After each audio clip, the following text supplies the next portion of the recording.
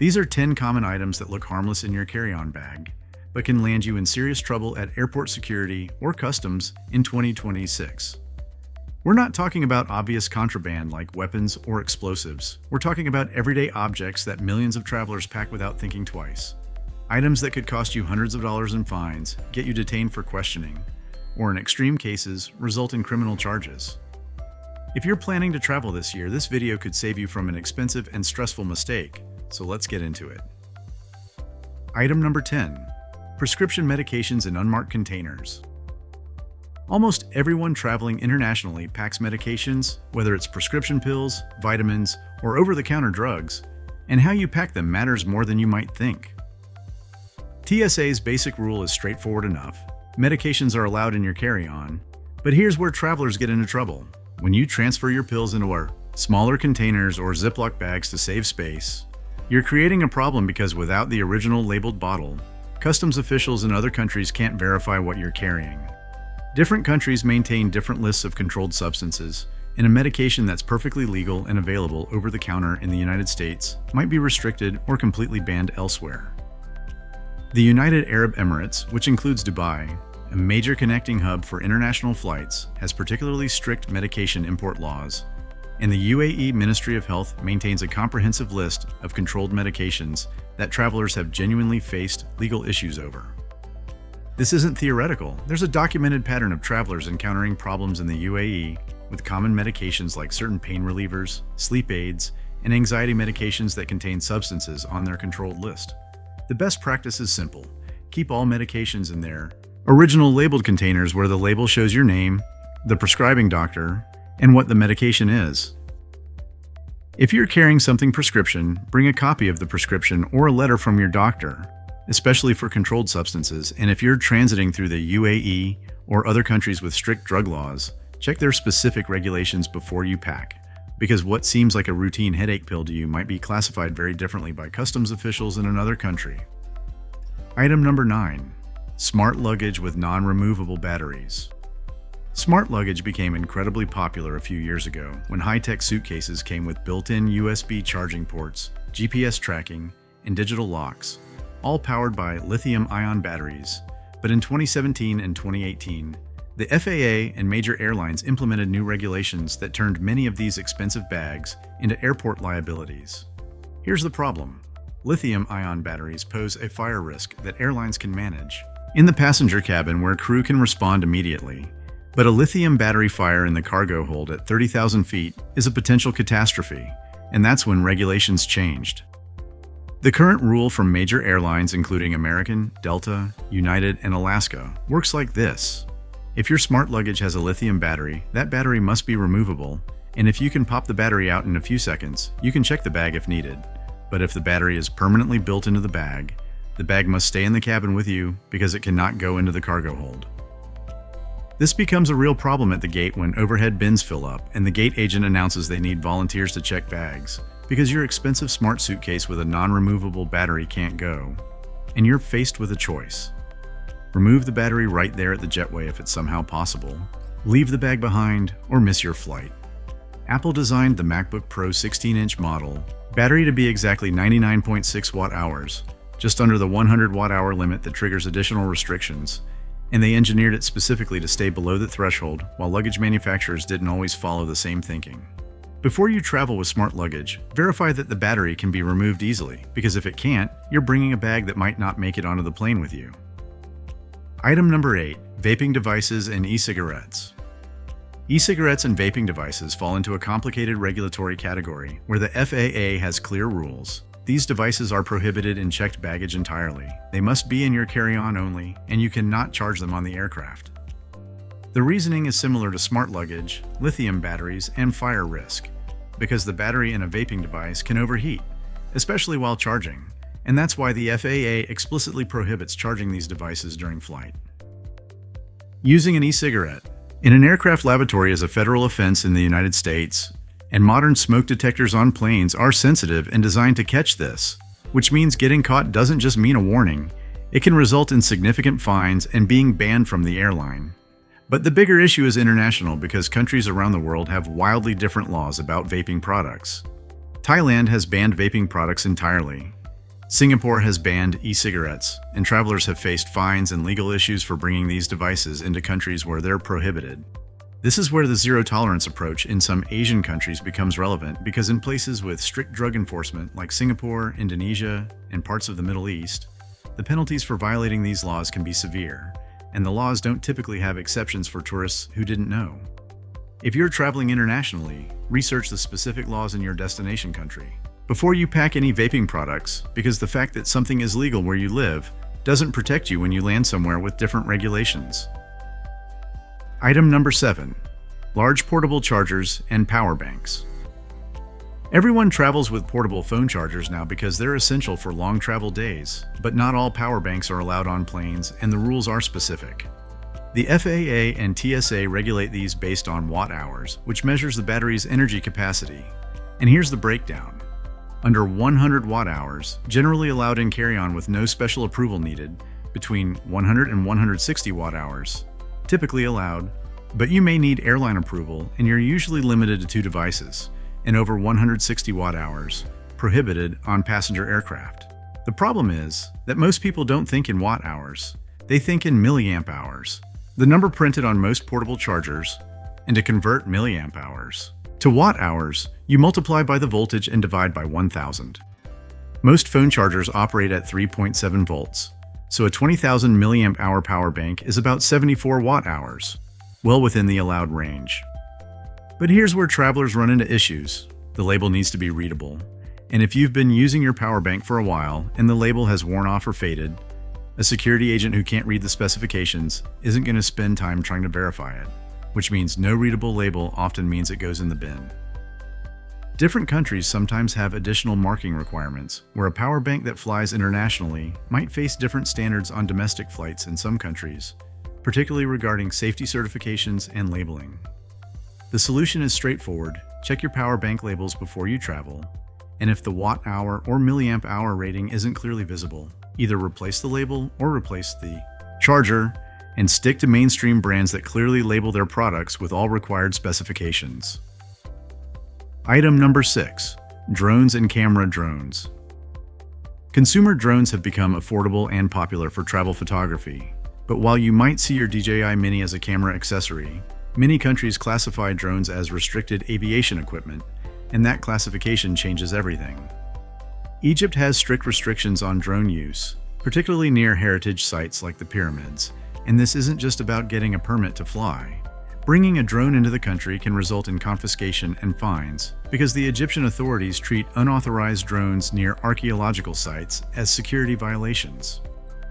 India has a registration and permit system for drones where you're often supposed to apply for permission before you even arrive in the country, and if you land without the proper documentation, customs can seize your drone, and navigating the bureaucracy to get it back is extremely difficult. China has drone restrictions in many areas, particularly near government buildings, airports, and sensitive locations, and the regulations vary by region and can change. The pattern across many countries is similar, where drones trigger additional scrutiny because they're visible on X-ray machines, and security personnel are trained to flag them.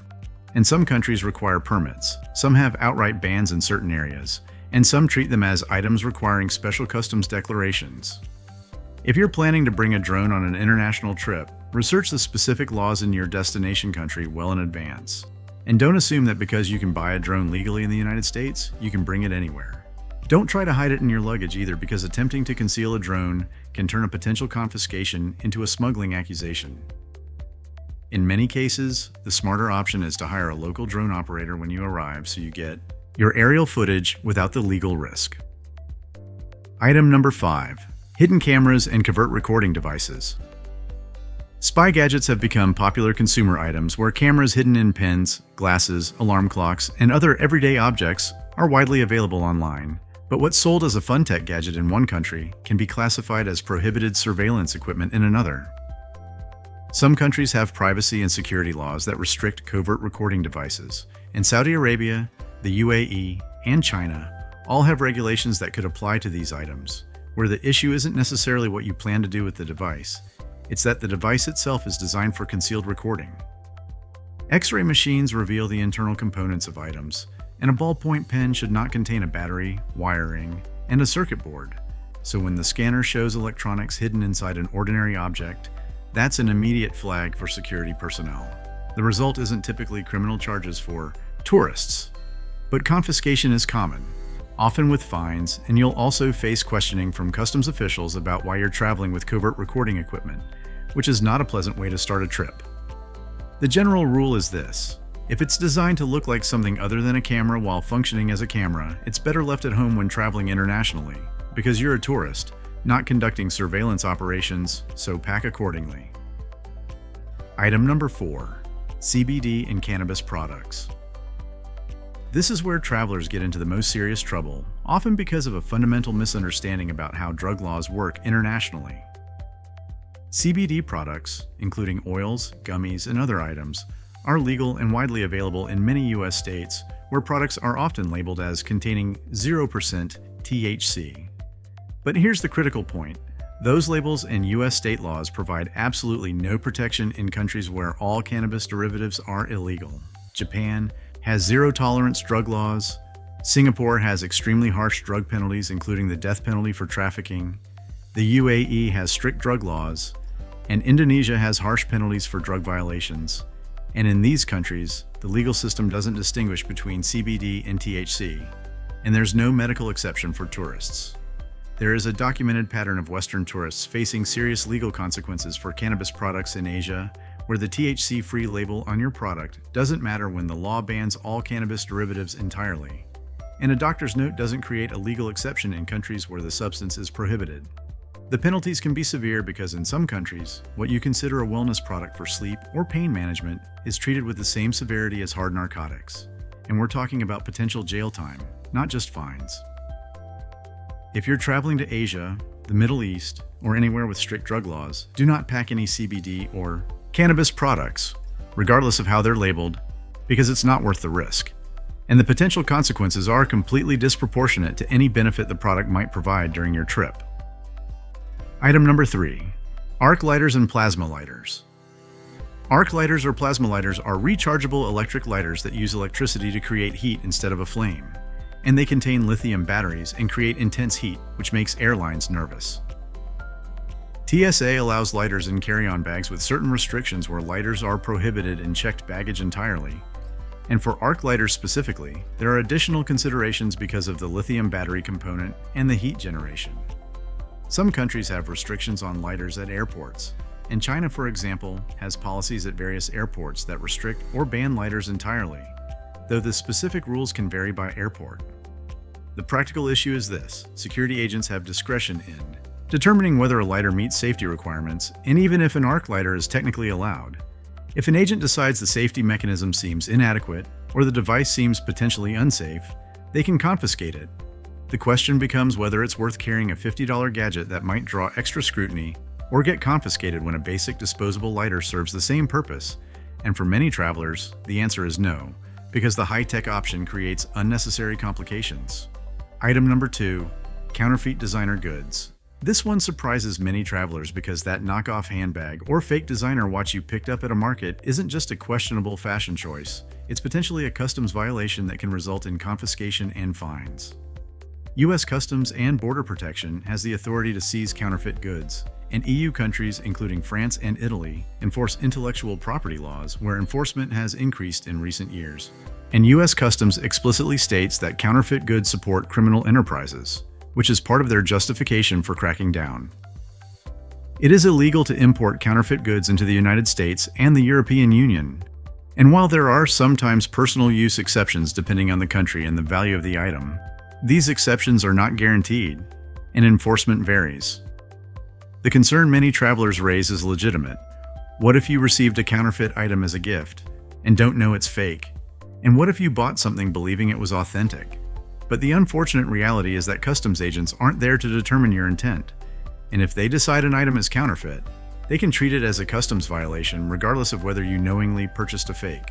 This puts travelers in a difficult position, especially people who aren't fashion experts and can't necessarily tell the difference between authentic and counterfeit items. And the safest approach, if you have any doubt about an item's authenticity, is to not travel internationally with it because the risk of confiscation and potential fines isn't worth it.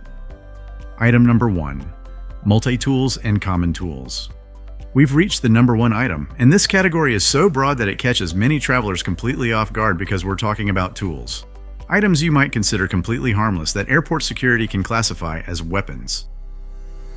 TSA has specific rules for tools where tools 7 inches or less, measured from end to end when assembled, are generally allowed in carry-on bags, and tools longer than 7 inches must be in checked baggage.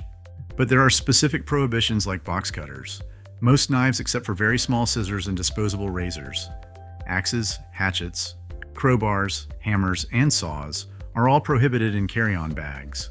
Multi-tools like Leatherman-style devices are typically prohibited in carry-on if they contain blades, and these need to be in checked baggage. But here's where it gets complicated. International definitions of weapons vary significantly, and the United Kingdom has strict knife laws where a locking blade over 3 inches is prohibited, and what might be considered a standard pocket tool in the United States could be classified as an offensive weapon under UK law. Different countries define offensive weapons differently, and an item's classification can depend on context, design, and even how the security agent interprets its potential use. So a tool that's obviously meant for technical work might still be flagged if it has a pointed tip or could theoretically be used as a weapon. The practical advice is this: if an item has a blade, a sharp point, or is heavy enough to potentially hurt someone, put it in your checked baggage, and don't try to apply common sense or logic to airport security regulations, because the rules are the rules, and arguing about whether a tape measure is really a weapon won't get you anywhere. When in doubt, check it, because the hassle of having an item confiscated, missing your flight while being questioned, or facing fines is not worth the convenience of having a multi-tool in your carry-on. These 10 items represent a common thread in modern air travel where what seems obvious to you isn't necessarily how security and customs officials view your belongings.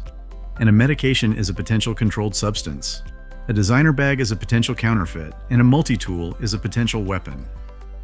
The regulations exist for legitimate reasons like aviation safety, customs enforcement, and security concerns, but the burden is on you as the traveler to know the rules, both in your home country and in any country you're visiting or transiting through.